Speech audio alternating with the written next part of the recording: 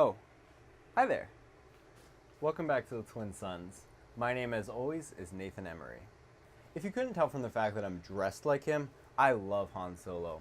He's been my favorite Star Wars character ever since I started watching back when I was like 5. Han Solo to me is everything that a little boy wants to be, and even though I'm not a little boy anymore, I still kind of want to be him, to be honest. So that's why, despite all the rumors and kind of bad news surrounding the release of Solo beforehand, I was still excited for the movie. I still believed that they would do the character justice. And that's why I was so surprised when I walked into the theater literally on the Thursday of opening night for the second showing and it wasn't full. This was the first time I'd ever been to a Star Wars movie and wondered, am I in the right theater? I really enjoyed the movie. I enjoyed the playful spirit. I enjoyed the story. I enjoyed Han and Chewie and everybody else. But this video is not about the movie, so let's talk about the book.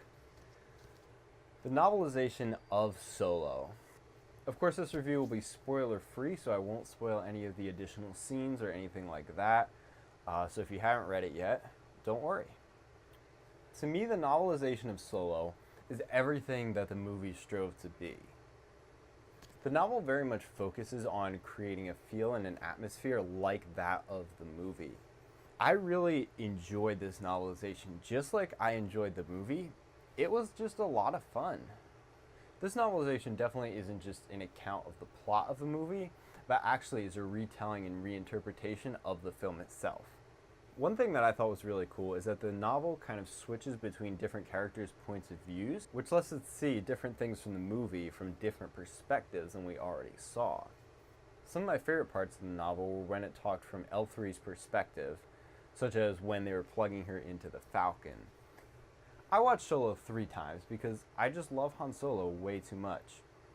And so it was interesting to see that some lines in the book were a little bit different from those in the movie, or sometimes completely different.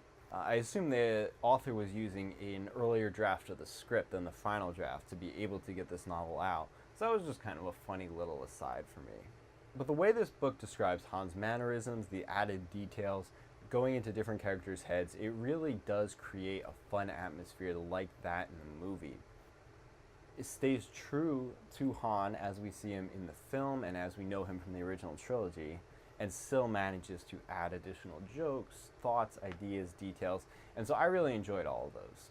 This is a little bit different from a lot of the other movie novelizations in that it doesn't just retell the story, but it actually makes it a compelling story by itself in the novel format. If you're one of those people who didn't enjoy Solo, you probably won't enjoy this book a lot. It doesn't change anything from the movie, and it very much focuses on the same atmosphere of fun and adventure and stuff like that. And so it kind of just adds to the things you see in the movie. But if you're one of those people who read The Force Awakens or The Last Jedi, didn't really enjoy it and weren't sure about this, you should definitely give it a chance. As I said, it was a lot more enjoyable as a book than those. Those I primarily read for the extra facts and details and things like that to add to the canon. This one I read through just because I really enjoyed it. Like I said, if you enjoyed Solo, or if you haven't seen it yet, this book is just a flat out fun time, and you should definitely check it out. But if you saw Solo and weren't quite convinced, didn't really like it, you might want to hold off on this book. And so if you like those characters and you're attached to them like L3 and Lando and whatnot, you're going to really like this. But if you're looking for something else from this book, or to make your experience with the movie better, if your experience with the movie was bad, this book probably isn't going to have that for you. Like I said, I really enjoyed this novel. As someone that loves Han Solo, really enjoyed the movie, can't wait to watch it again on digital in like a few days. I really enjoyed this novelization. I like the characters of Solo, and I liked seeing them fleshed out a little bit more here. So if you're like me and you feel the same way, you should go read this book. It's definitely worth it. Plus, we've got many months until the next new canon book comes out, so you got plenty of time to read this. As I said earlier, I've always wanted to be Han Solo. I still do. I'm wearing his jacket because I want to look like him, to be honest. My hair is a little long, like in the movie.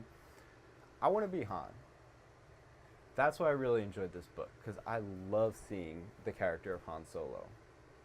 So that's all I got. If you enjoyed the movie, if you like the characters, if you like anything related to Solo, this is going to flesh them out more It's going to be a fun read, unlike a lot of the movie novelizations, and you should read it. If you didn't, maybe pass on this one.